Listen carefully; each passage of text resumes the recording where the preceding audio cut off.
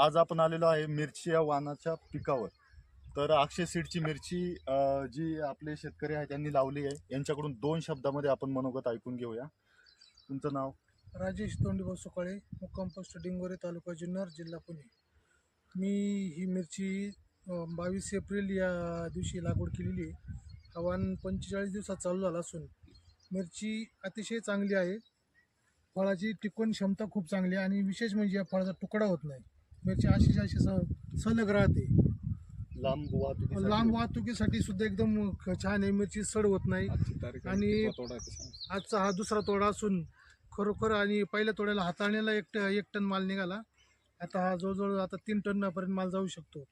किती क्षेत्र आहे तुमचं? 1.5 एकर आहे. 1.5 एकर आहे. हो. रोग प्रतिकारक्षम काय मिरची एकदम रोगप्रतिकारक्षम आहे. तसंच झाडांची उंची पण आहे आणि विशेष म्हणजे झाड बांधायला, मिरचीला बांधायची गरज लागलेली नाहीये. एवढं हवेचं वातावरण असताना सुद्धा झाडांची फांद्यांची मोड होत नाही, काय नाही. मग आता आपण पाहू शकतो तुमच्या एरियामध्ये भरपूर मिरच्या लागल्यात. तर मिरच्यांचं सड व्हायचं प्रमाण जास्त आहे. इथं पाऊस जास्त आहे. जास्त होता. आपल्या मिरचीची अजिबात सड झालेली नाहीये. सड झाली. आणि तुम्ही खाली जमिनीवरती पण पाहू शकता, कुठं असं गळायला फळ नाही, काय नाही. मग तुम्ही या वाणाबद्दल एकदम